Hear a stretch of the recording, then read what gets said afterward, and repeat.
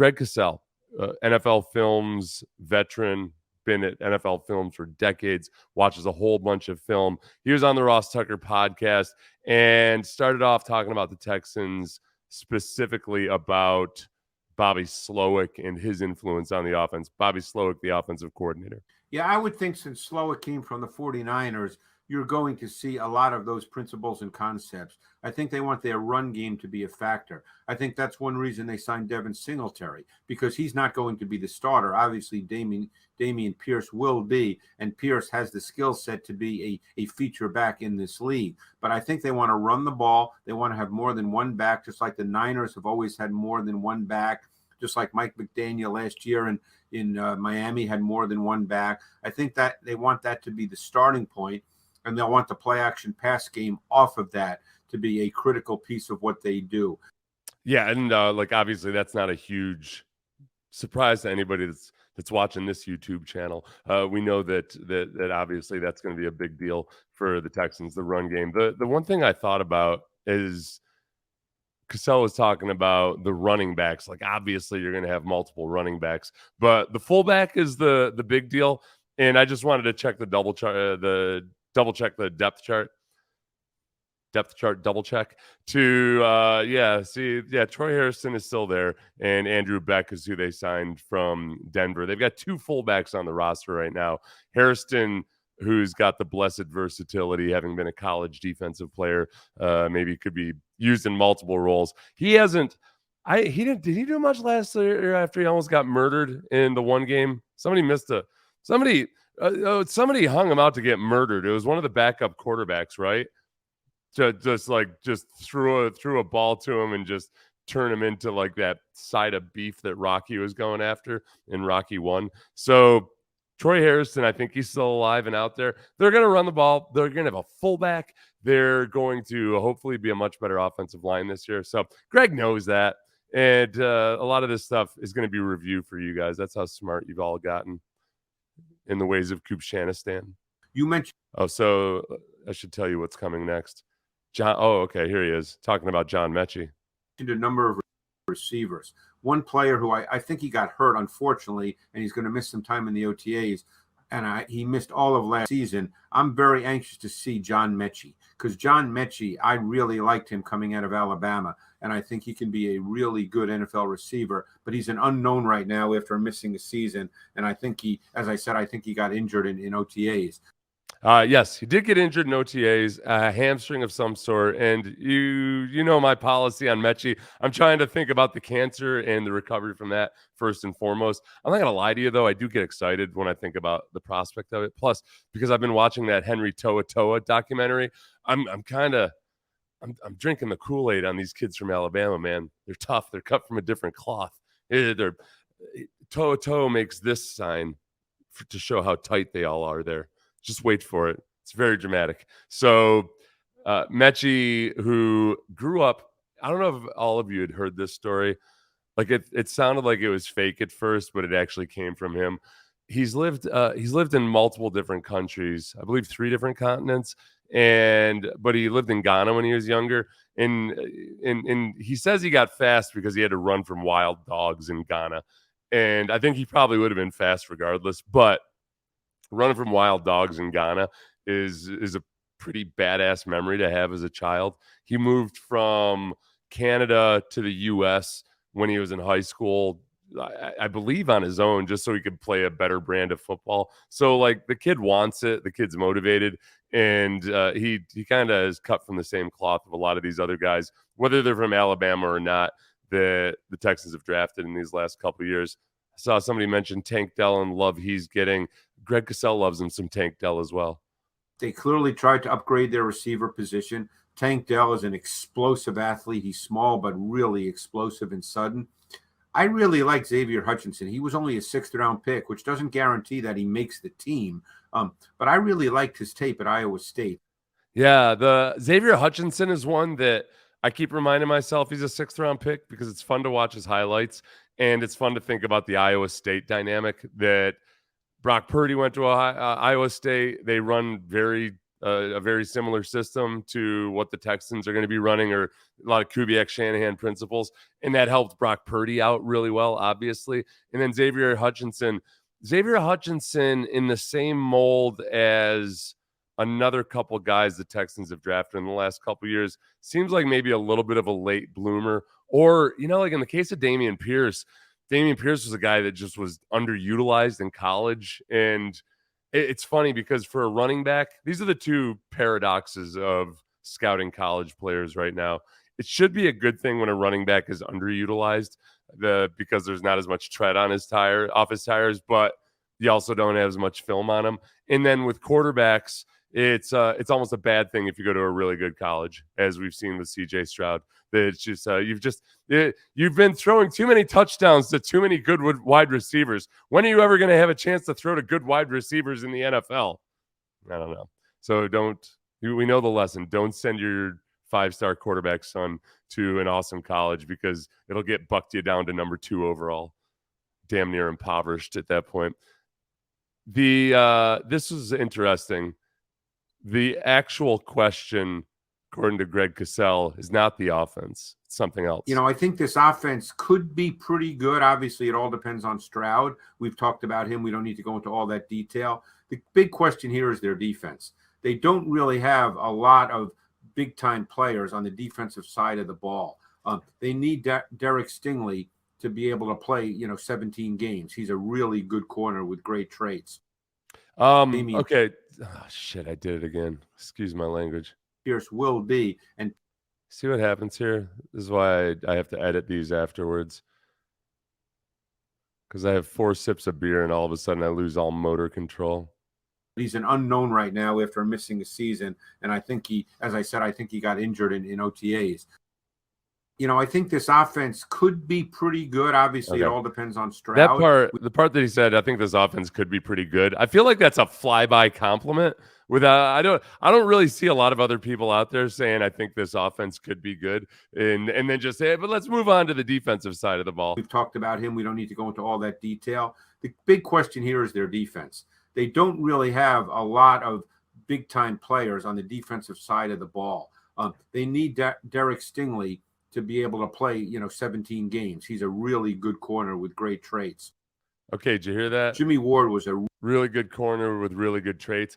I do hear a lot of that about Derek Stingley, is people saying, I like him a lot, but I don't know what the hell the Texans were doing with him last year. And I think there's a tendency, and understandably so, for people to think, they weren't using Derek Stingley as to challenge guys and to really run with them. They were using him a lot of conservative coverages, and perhaps that's because he wasn't able to, where I don't think that was the case. I thought early in the season, Stingley got in trouble sometimes with it being a little too handsy and having to, he has to learn that part of the game, what you can and can't get away with in the NFL compared to college. But I thought he showed a lot of ability in being able to play physical at the line, to bump and run with people, to track guys across the field, and hopefully D'Amico obviously challenges him on that front.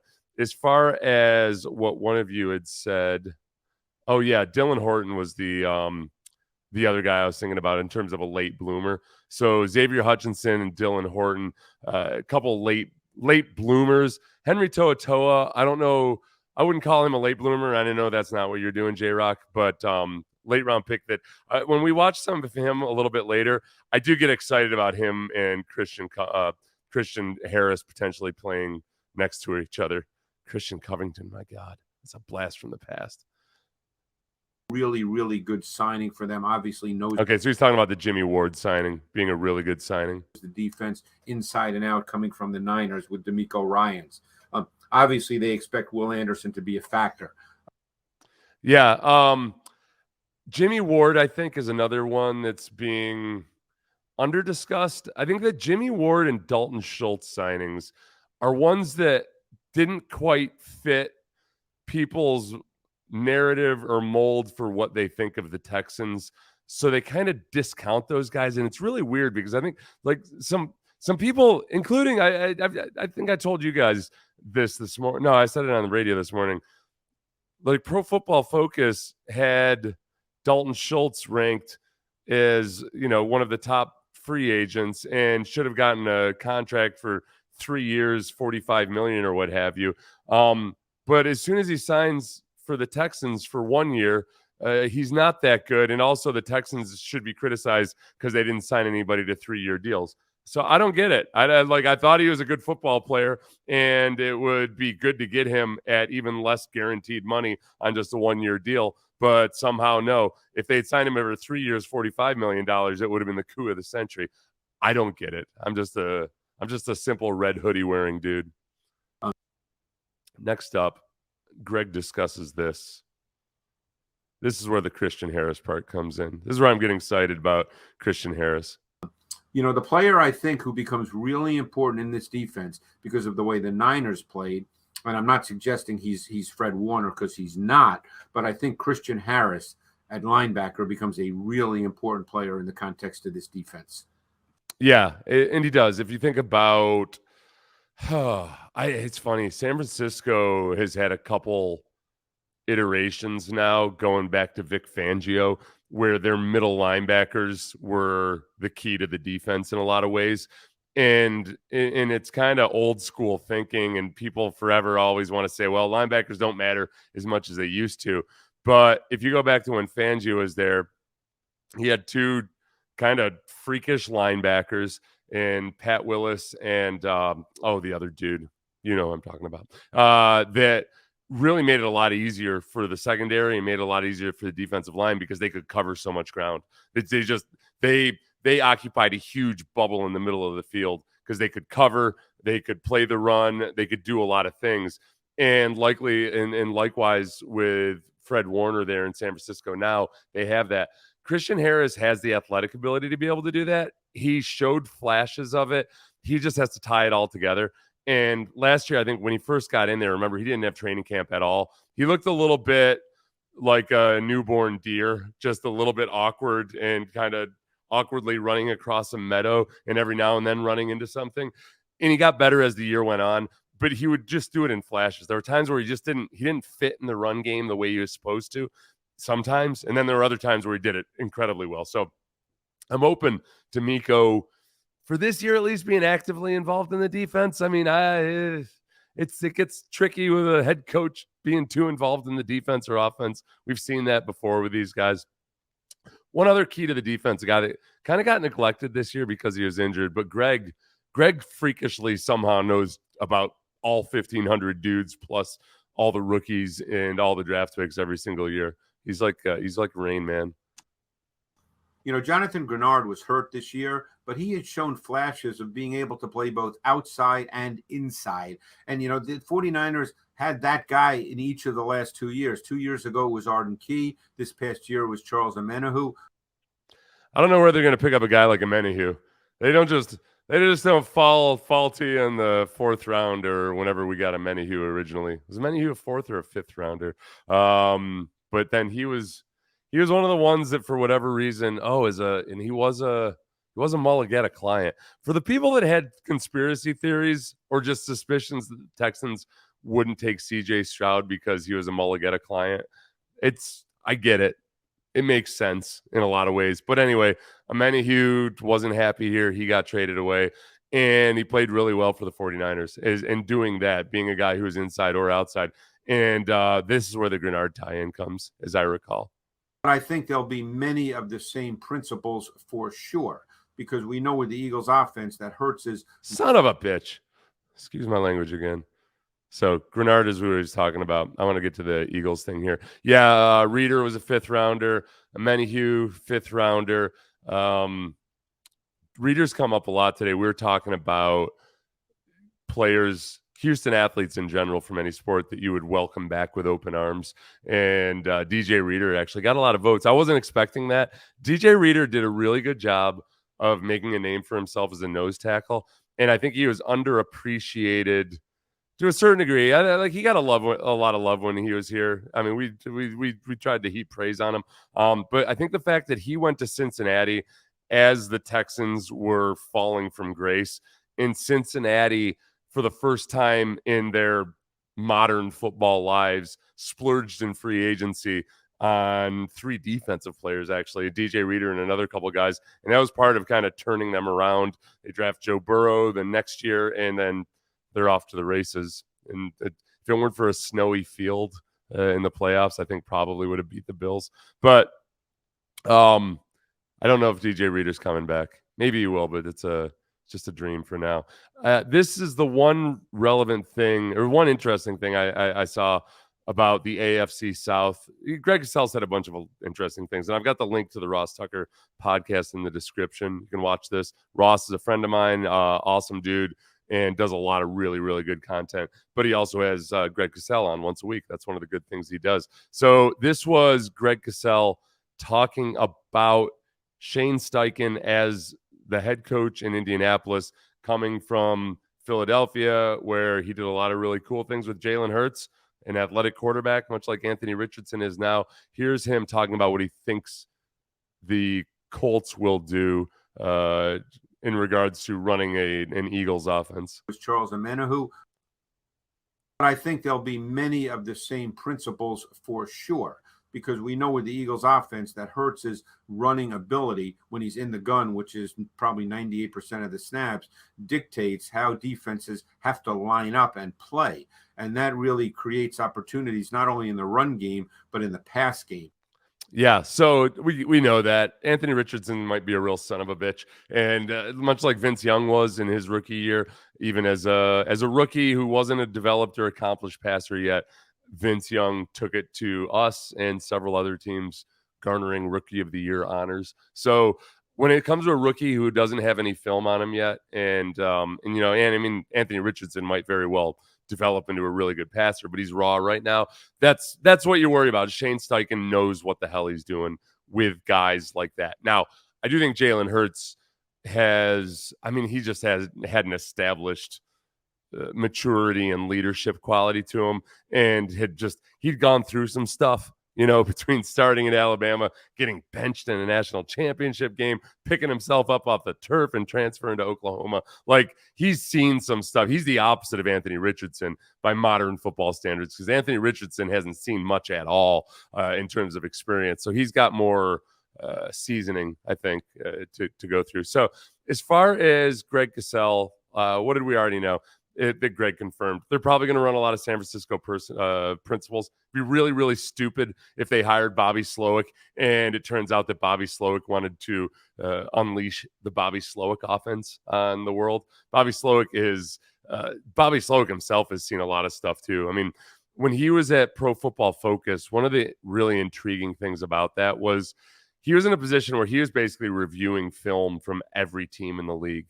So going through, working on the way Pro Football Focus analyzed things, teaching people at Pro Football Focus the way NFL coaches break things down. It was really pretty unique of a situation, because he'd been in the NFL already, and his dad had been an NFL coach. So he's seen and analyzed all 32 teams in the league multiple times, and probably watched more film than just about anybody else on earth in some respects. So I'm really intrigued by what his version of this offense might end up being.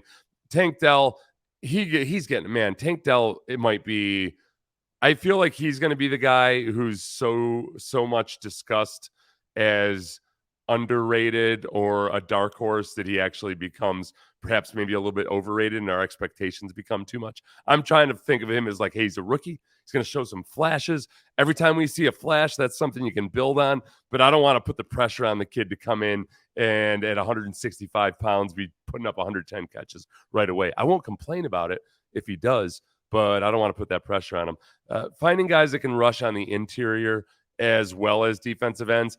I think Dylan Horton might actually be one of those guys too. Dylan Horton is the guy who I think people think Tank Dell is, in that Tank Dell is actually pretty well known. People know about Tank Dell. They've seen highlights of Tank Dell. It's not like Houston is a tiny school or anything. Whereas Horton has like been a little bit of a late bloomer and late to the party. I'm not saying that, obviously. I'm not saying that. Where is he on my depth chart? Where did they put him? You sons of bitches. Oh, there he is, Dylan Horton. Okay. But I think Dylan Horton's a full-grown man. And like I said, it's not like he went to a small school, but he transferred and he didn't really come into his own until this year. So I think Dylan Horton will get his reps because they're going to rotate. So he doesn't need to be starting. He's going to get his reps and he can play inside. I know some of you are going to say, hey, Will Anderson can play inside too. He did in college. I don't want him. He's not that big. He can just plant himself right there outside the offensive tackle and do his work.